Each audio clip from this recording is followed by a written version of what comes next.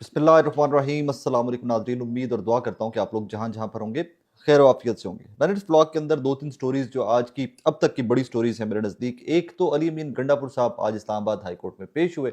आपको पता है कि उन्होंने इमरान खान साहब की पैरोल के ऊपर रिहाई के लिए एक पटिशन फाइल की हुई है, वहाँ पर दरखास्त दी हुई है इस्लामाबाद हाई कोर्ट में। वहाँ पर आज बड़ी इंटरेस्टिंग गुफ्तगू की है अली अमीन गंडापुर साहब ने, और मुझे तो बड़ा प्यार आया अली अमीन गंडापुर साहब के ऊपर। कितने मासूम आदमी हैं उसके ऊपर ज़रा ज़रूर बात करेंगे इस ब्लॉग के अंदर।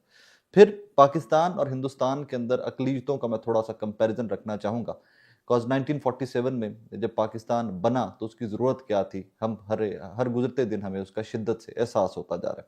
थर्डली, कंवल शोजब साहिबा जिनकी रात की एक वीडियो वायरल है जो मैंने पिछला ब्लॉग में भी आपको दिखाई है, उसके बाद तहरीक इंसाफ के कारकुनान का रद्द अमल क्या आ रहा है वो उसके ऊपर बात करना भी आई थिंक ज़रूरी है। एनीवेज, अली अमीन गंडापुर साहब अब से कुछ देर पहले इस्लामाबाद हाई कोर्ट में आए हुए थे। सरदार लतीफ़ खोसा साहब भी उनके साथ मौजूद थे जो वकील हैं इस सारे पैरोल वाले केस के अंदर। और उन्होंने कहा जी इमरान खान साहब जो हैं वो 6 करोड़ लोगों के नुमाइंदे हैं, हमें अपने सूबे के लिए मुशावरत करनी है उनसे, हमें बहुत सारे आगे से बजट आ रहा है उसके ऊपर मुशावरत करनी है, लिहाजा इमरान खान साहब को रिहा किया जाए। ये अली अमीन गंडापुर साहब गुफ्तगू कर रहे थे। अब कल की सबसे बड़ी खबर पाकिस्तान के अंदर इमरान खान साहब के साहबजादों कासिम साहब और सुलेमान साहब का इंटरव्यू बना हुआ है। सबसे बड़ी खबर, इंटरनेशनली भी बहुत बड़ी खबर थी। और उसको पाकिस्तान तहरीक इंसाफ की official Twitter handle, YouTube channels, Imran Khan साहब के यूट्यूब चैनल्स, उन तमाम चैनल से, उन तमाम डिजिटल मीडिया प्लेटफॉर्म से उस इंटरव्यू को शेयर किया गया है। अब अली अमीन गंडापुर साहब से सवाल पूछा गया साहबियों की जानिब से कि जनाब आपने वो इंटरव्यू देखा है जो वो बहुत बड़ी खबर बनी हुई इंटरनेशनली। तो आगे से अली अमीन गंडापुर साहब ने कहा हाँ यार वो मेरे पास भी क्लिप श्लिप तो आया है, लेकिन मुझे पता नहीं है कि वो असल है या वो नकल है। मुझे उसका पता नहीं है क्योंकि एआई का ज़माना है, कुछ पता नहीं चलता क्या ठीक है क्या गलत है, लिहाजा मैं उस चीज़ के ऊपर जिसके ऊपर तस्दीक नहीं है, जिसके मुझे कंफर्म नहीं है, मैं उसके ऊपर कमेंट नहीं करना चाहूँगा। सिंपल इज़ दैट कि अली अमीन गंडापुर साहब ने कतराए उससे क्लिप पे या इंटरव्यू के ऊपर कमेंट करने। ज़रा सुनिएगा। इमरान खान के दो बेटों का इंटरव्यू आया, बड़ा वायरल हो रहा है इंटरनेशनल सतह पे भी। उन्होंने जो खदशात का इजहार किया, उनमें आप क्या कहें? मैंने वो देखा नहीं है, और कल वैसे मुझे क्लिप भी आया था इस तरह का, लेकिन मुझे वो कंफर्म नहीं हो रहा था कि वो क्या ओरिजिनल है या नहीं है, तो मैं उस पर कभी कमेंट कर नहीं सकता। मुझे भी अंदाजा नहीं है कि वो ओरिजिनल है नहीं है, या जो बातचीत उन्होंने की है वो ठीक भी है। आजकल आपको पता है एआई और बड़े अजीब अजीब किस्म के निजाम आए हुए हैं, तो जब तक कोई मुस्तैद चीज। सवाल ये था कि जो इंटरव्यू आया हुआ है बड़ा वायरल हुआ है, उसमें इमरान खान साहब के बेटों ने बड़े खदशात का इजहार किया है। तो खदशात का जब लफ्ज आ जाए और फिर तहरीक इंसाफ की लीडरशिप आ जाए, तो खदशात के बाद तहरीक इंसाफ की लीडरशिप के पल्ले क्या रह जाता है अपने वोटर सपोर्टर के सामने, मुझे बताने की आपको जरूरत नहीं है। अली मीन गंडापुर साहब यूं कन्नी कतरा के इस इंटरव्यू से गुजर गए। आप पढ़े लिखे आदमी हो, आप एक चीफ एग्जीक्यूटिव हो एक सूबे के, आपकी सोशल मीडिया टीम जो आपकी अपनी केपी के लड़के हैं सारे, उन्होंने इस इंटरव्यू को शेयर किया हुआ है। इमरान खान साहब के बच्चों की तारीफों के पुल बांध रहे हैं कि बड़ा कंपोज्ड और बड़ा कमाल का इंटरव्यू दिया है उन्होंने। और आप फरमा रहे हैं सर कि आपको पता ही नहीं है कि इंटरव्यू असल भी है कि नहीं है, क्योंकि एआई का दौर है। एआई का दौर है और अली मीन गंडापुर साहब को पता ही नहीं चल सका ये इंटरव्यू असल भी है या नहीं है। अब इसमें दो चीज़ें मुझे जो समझ आती हैं, एक तो तहरीक इंसाफ जो डिलीवर एज ए नहीं कर पाई कि इतने ज़्यादा वोट लेकर सारे के सारे वोट लिए भी इमरान खान साहब की रिहाई के लिए।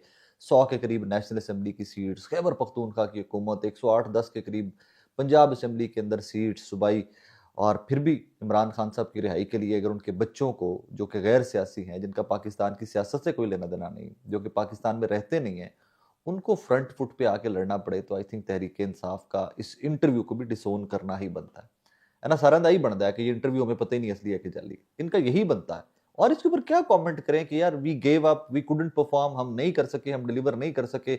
अब लिहाजा फैमिली आ गई है अलीमा खानम साहिबा की सरबराही में, और उनके बच्चे अगर इंटरव्यूज देने पे आ गए हैं और वो कह रहे हैं कि हम इंटरनेशनल कम्युनिटी से बात करेंगे, तो फिर ये हमारे बस से तो चीज़ें बाहर है ना, हमारे कंट्रोल में तो नहीं है, तो फिर बस उससे एआई ही कह देना ठीक है। ठीक किया अली अमीन गंडापुर ने। बहरहाल अली अमीन गंडापुर साहब ने बेसिकली इमरान खान साहब के बच्चों के इस इंटरव्यू को डिसोन कर दिया समहाउ कि ये एआई जनरेटेड हो सकता है, मुझे पता ही नहीं है, लिहाजा मैं इसके ऊपर कमेंट भी नहीं करूंगा।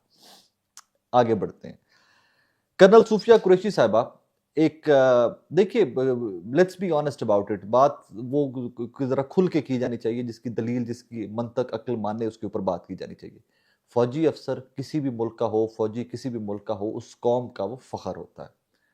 उसकी रिसेंट मिसालें जंगों में तो फिर हम बहुत ही ग्लोरीफाई करते हैं ना अपनी फौजों को, सारी दुनिया ही फिर बहुत ग्लोरीफाई करती है, अमेरिका से लेकर पाकिस्तान, हिंदुस्तान, हर बंदा ही जो जंगों के फौजी होते हैं, जो जंगे लड़के आते हैं मुल्कों की, उनको बहुत ज़्यादा ग्लोरीफाई किया जाता है, उनको हीरो बनाया जाता है। वैसे तो मेरे नज़दीक हर हीरो, हर पाकिस्तानी, हर फौजी इस जंग का हीरो है। लेकिन ज़रा हमसाया मुल्क की बात करें तो इस सारे जंग के हालातों वाक़यात के अंदर जो हिंदुस्तान की तरफ से आर्म्ड फोर्सेस उनकी जो हैं, उनका अपडेट्स, उनकी कार्रवाइयाँ, उनके हवाले में इंफॉर्मेशन हिंदुस्तान को और पूरी दुनिया को दे रहे थे, वो 2 ख़वातीन ज़्यादा थीं जो फ्रंट फुट पे थीं, और उन ख़वातीन में से एक का नाम था कर्नल सूफिया कुरैशी, जो मुसलमान थी।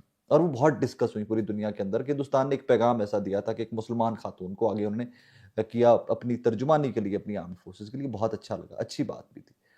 उसके बाद होता क्या है कि जनाब पाकिस्तान से DGI RMA शरीफ साहब थे और फिर वो थे।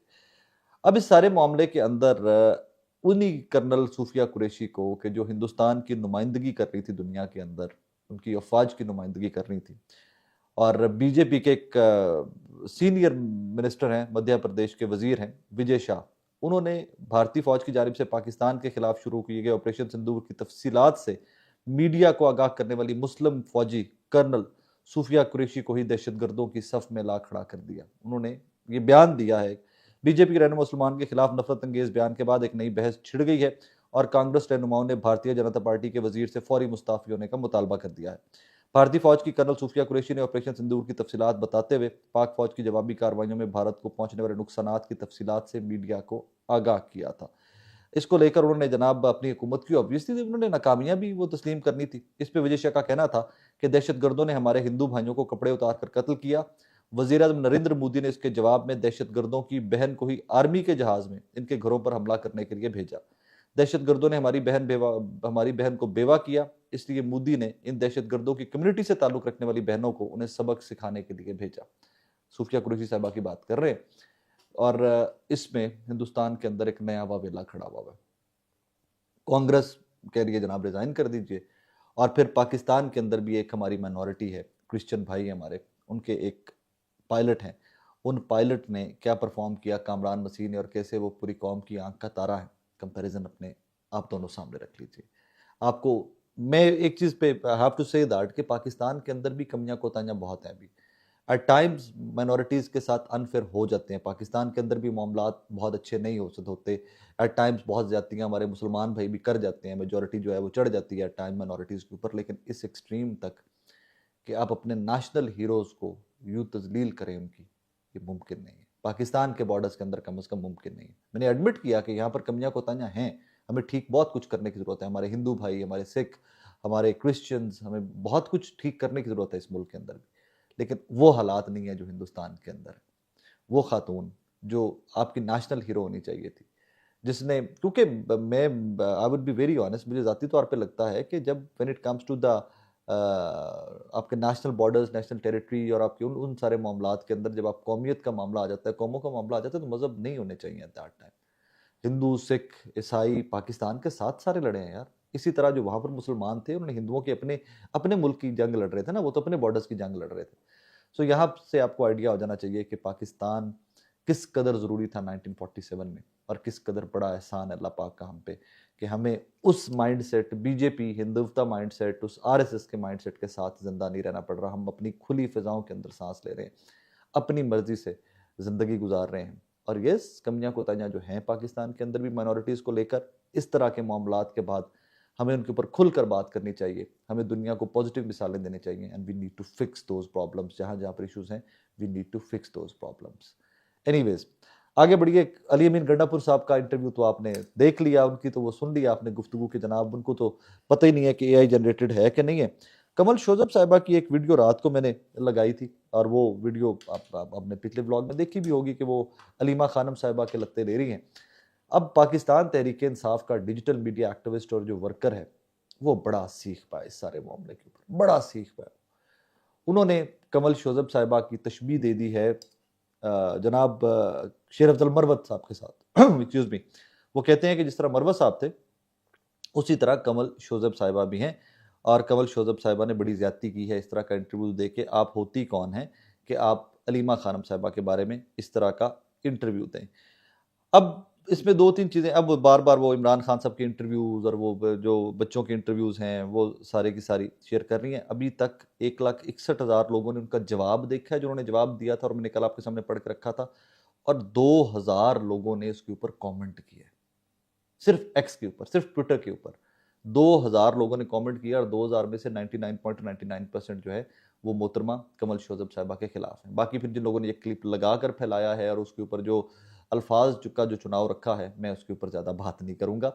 लेकिन ये जो कल मोहतरमा कमल शोजब साहिबा ने लिखा था ना कि हमारी इंटरनल मीटिंग थी और इसका ये क्लिप वायरल किया गया, जानबूझकर वायरल किया गया और हम पार्टी के अंदर इख्तलाफ राय होता है, हम इमरान खान साहब के सामने भी खुलकर मुखालफत करते रहे जिन चीज़ों के ऊपर प्रॉब्लम्स होते थे, इसी तरह अलीमा खानम साहिबा के सामने भी हम खुलकर मुखालफत करेंगे जहाँ पर हमारे इशूज़ होंगे। इस एक जवाब के नीचे 2000 लोगों ने, 2000 से ज़ायद जवाब आए हुए हैं मोहतरमा कमल शोजब साहिबा को। मुझे ये जो समझ आ रही है थोड़ी इस सारे मौजूदा हालात वाक़यात से, ये बड़ी पुरानी तो बहस होगी कि पाकिस्तान तहरीक इंसाफ का डिजिटल मीडिया का एक्टिविस्ट, उनका वर्कर, उनका वोटर सपोर्टर, उनकी लीडरशिप एक पेज पे नहीं है। दैट इज़ द रीज़न कि इनकी लीडरशिप के ऊपर आए दिन वो कॉम्प्रोमाइज़्ड का लेबल लगता है, क्योंकि वो और वेवलेंथ पे हैं और ये और वेवलेंथ के ऊपर है। वो आज भी इमरान खान साहब की रिहाई के लिए तहरीक इंसाफ का वर्कर किसी भी हद तक जाने को तैयार है और तहरीक इंसाफ की leadership has almost given up. इनके पास कोई स्ट्रेटजी ही नहीं है। सलमान अकरम राजा साहब यार, लास्ट आपके पास जब तहरीक इंसाफ या कोई भी और सियासी जमात बिल्कुल थक हार जाती है तो वो कहती है हम एहतजाज करेंगे, हम सड़कों पर निकलेंगे, हम लॉन्ग मार्च करेंगे, हम एहतजाज की कॉल देंगे। सलमान अकरम राजा साहब कहते हैं हम एहतजाज की कॉल देते हैं, बंदे क्यों नहीं निकलते। सो ये तो हालात वाक़यात हैं इस पार्टी के हुए पड़े, जो पाकिस्तान की सबसे बड़ी पार्टी है, उस लीडर की पार्टी के, कि जो पाकिस्तान का सबसे बड़ा लीडर है, जो वज़ीर-ए-आज़म बनने से पहले एक इंटरनेशनल स्टार था, जो पूरी दुनिया के अंदर पाकिस्तान को रिप्रेजेंट कर रहा था और जिसकी जंग आइन की बहाली, जमहूरियत की, अदलिया की आज़ादी, आप कर मेरे बुनियादी हकूक़ जो हैं उनकी जंग है, उस शख्स जनाब इमरान खान साहब की पार्टी के ये हालात हैं। शायद खोटे सिक्के हर सियासी जमात के अंदर होते हैं। अभी रिसेंटली जुनैद अकबर साहब ने भी कहा ना कि अगर आप मेरी जेब में खोटे सिक्के डाल देंगे तो एहतजाज कैसे कामयाब हो सकता है। बेसिकली लोगों ने उसको भी डीकोड ठीक नहीं किया था। उसमें जुनैद अकबर साहब कुछ ना कह के सब कुछ कह गए थे कि उनकी जेब के अंदर ही खोटे सिक्के हैं, लोग उनके साथ बावफा ही नहीं है, कॉम्प्रोमाइज्ड लोग ज़्यादा हैं इस जमात के अंदर अब, तो वो एहतजाज को कामयाब कैसे कर सकते हैं। बस लेकिन लोगों की होप नहीं तोड़नी होती, सियासी जमातों ने साथ लेके चलना होता है। तो फिर वो एहतजाज जो कॉल दी है इमरान खान साहब ने, उसके वो प्लानिंग कर रहे हैं, तो उसके ऊपर जुनैद अकबर सब काम कर रहे हैं। अब खोटे सिक्के कौन हैं, कहाँ पर हैं, ये तहरीक इंसाफ का इम्तिहान है। They need to find out. इनको ढूंढना पड़ेगा, एक दूसरे के से खंगालना पड़ेगा थोड़ा सा। वैसे तो बहुत सारी दुनिया जानती है पहले खोटे सिक्के कहाँ कहाँ पर हैं, लेकिन बड़ी अजीब सी सिचुएशन है कि वो लोग कि जिन्होंने तहरीक इंसाफ को यहाँ तक पहुँचाया, इमरान खान साहब को जेल के पीछे बैठे हुए भी वो लोग मुतमईन हैं, अपनी अपनी हुकूमतें कर रहे हैं, अपनी अपनी वजारतें, अपनी अपनी एमएनएशिप, अपनी अपनी पार्टीज़, अपने अपने कमेटीज़ इंजॉय कर रहे हैं, सरकारी गाड़ियाँ झूल रहे हैं। और वो बंदा जिसके नाम के ऊपर वोट लिए हुए हैं, जिसकी पाकिस्तान को ज़रूरत है, कौमी यकजहती की जो अलामत बन सकता है एक शख्स पाकिस्तान के अवाम के लिए, जिसका नाम इमरान खान है, वो बिहाइंड द बार्स बैठा हुआ है। और ये तमाम लोग आए दिन कोई ना कोई स्टेटमेंट दे देते हैं कि हम कर रहे हैं, देख रहे हैं, हो जाएगा, देख लेते हैं, आप हौसला करें, ये सियासत है। इसमें अपना ख्याल रखिएगा, दुआ में याद रखिएगा। पाकिस्तान जिंदाबाद।